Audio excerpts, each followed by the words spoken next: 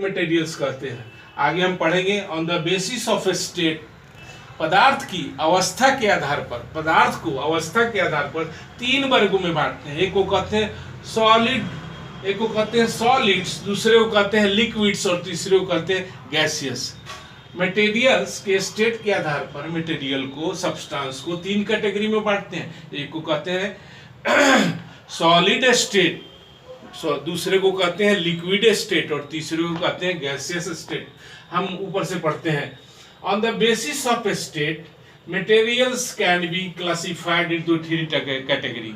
कह रहा है स्टेट के आधार पर, अवस्था के आधार पर मटेरियल्स को तीन कैटेगरी में बांटते हैं, solids, liquids and gases. The difference in the state of material is due to the difference। कह रहा है ये कुछ सब्सटेंस सॉलिड होते हैं, कुछ लिक्विड होते हैं, कुछ गैसियस होते हैं। इसका कारण है, क्या कारण है? तो लिखा है difference in the state of material is due to the difference in the way their particles are arranged. कह रहा है अलग अलग अरेंजमेंट होने के कारण उनके जो पार्टिकल्स हैं, सब्सटेंस के जो पार्टिकल्स हैं, उनका अरेंजमेंट अलग अलग होने के कारण कोई सब्सटेंस सॉलिड होता है, कोई सब्सटेंस लिक्विड होता है और कोई सब्सटेंस गैसियस स्टेट में पाया जाता है। यही बात फिर से एक बार दोहराते हैं। The difference in the state of materials is due to the difference in the way their particles are arranged। Solid में पार्टिकल्स का अलग अरेंजमेंट होता है, सॉलिड स्टेट में पार्टिकल्स टाइटली क्लोजली एक दूसरे से क्या होते हैं, अट्रैक्ट होते हैं, जबकि लिक्विड में पार्टिकल्स, जो पार्टिकल्स होते हैं, जो मटेरियल्स के, सब्सटेंस के पार्टिकल्स होते हैं, वो सॉलिड की अपेक्षा लूजली पैक होते हैं और गैसियस स्टेट में एकदम लीस्ट उनके बीच का अट्रैक्शन फोर्स हो जाता है, पार्टिकल्स लीस्ट अट्रैक्ट होते हैं एक दूसरे से। The arrangement of particles in a substance decide the way they change their volume and shape. Substance का में जो उसके जो पार्टिकल्स है उसका अरेंजमेंट यह निर्धारित करता है कि कोई सब्सटेंस सॉलिड होगा, कोई सब्सटेंस लिक्विड होगा, कोई सब्सटेंस गैस होगा। अब हम लोग सबसे पहले सॉलिड्स के बारे में पढ़ेंगे। Solid have definite mass and value. जैसा कि हम लोग आगे पढ़ेंगे ऊपर के क्लास में कि सॉलिड के मास और वॉल्यूम दोनों फिक्स होते हैं। मास कहते हैं वजन को, वॉल्यूम कहते हैं जो स्पेस ऑक्युपाई करता है। तो सॉलिड के मास और वॉल्यूम दोनों फिक्स्ड होते हैं। सॉलिड हैज नो और least compressibility.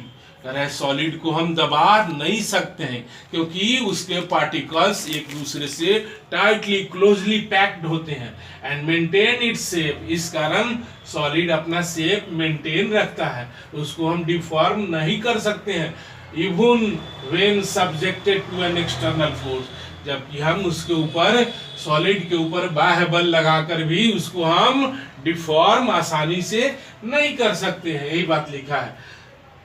For example when we transfer a wooden block from one place to another place its volume and shape do not change.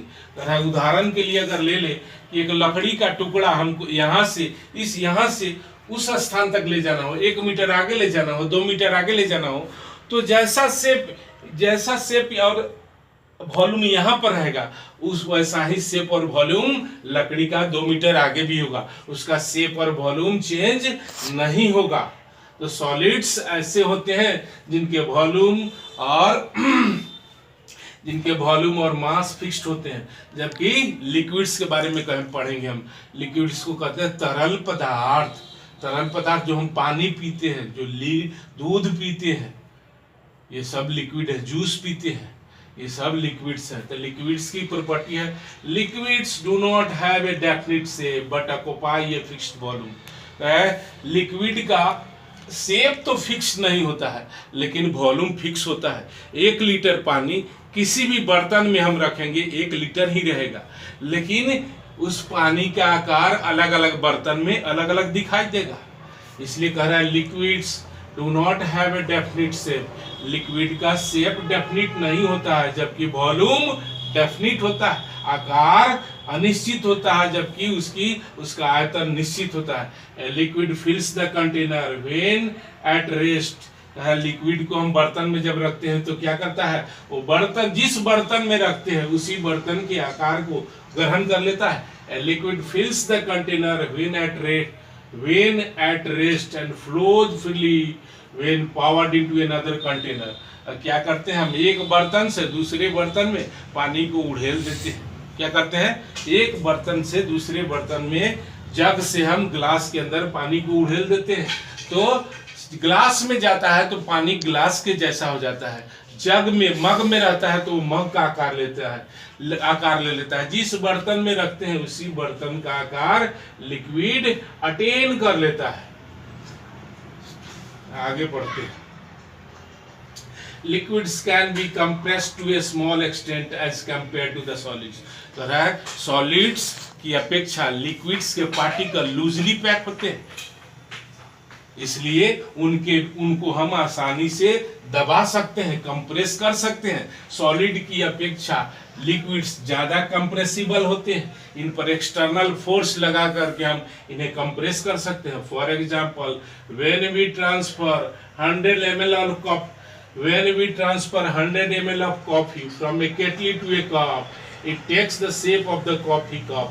रहा है, अगर हम किसी बर्तन में 100 ml कॉफी बनाते हैं तो उसको हम जिस बर्तन में कॉफी कप में रखेंगे तो उसी का आकार ले लेगा, केटली में रखेंगे केटली का ही आकार ले लेगा। When we transfer 100 ml of coffee from a kettle to a cup, it takes the shape of the coffee cup, but the volume of the coffee remains the same। केटली में हो या कप में हो, जो कॉफी होगा, जो चाय होगा, वो हमेशा उसका वॉल्यूम फिक्स होगा, उसका आयतन फिक्स होगा, लेकिन उसका शेप इनडिफिनिट होगा। सबसे अंत में हम लोग पढ़ेंगे अब गैसेस के बारे में। गैसेस पदार्थ की तीसरी अवस्था है।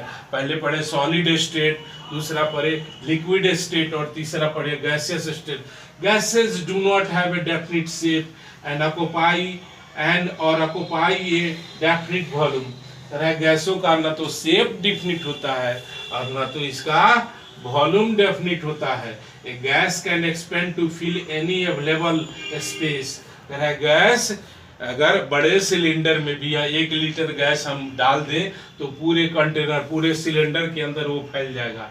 तो गैसेस के ना तो शेप डिफिनिट होता है, न तो वॉल्यूम डिफिनिट होता है। ये दोनों इनडिफिनिट होते हैं, शेप भी और वॉल्यूम भी। Gases do not have a definite shape और occupy a definite volume. A gas can expand to fill any available space. Gas क्या होता है, इसलिए दूर से ही हम सुगंध को या दुर्गंध को महसूस करते हैं, क्योंकि गैस क्या होता है, तेजी से फैलता है। क्या होता है, तेजी से फैलता है एयर पार्टिकल्स के द्वारा। एयर के अंदर जो पार्टिकल्स है उसको स्मेल या बैड स्मेल हो या गुड स्मेल हो, हम तुरंत दूर से ही महसूस कर लेते हैं। इसके कारण, क्योंकि इसका न तो शेप, न तो गैसेस का शेप डेफिनिट होता है और न वॉल्यूम डेफिनिट होता है। इसको जिस बर्तन में रखते हैं उस पूरे बर्तन के कंटेनर के अंदर फैल जाता है। लिखा है। अब हम लोग अगले वीडियो में इससे अगले टॉपिक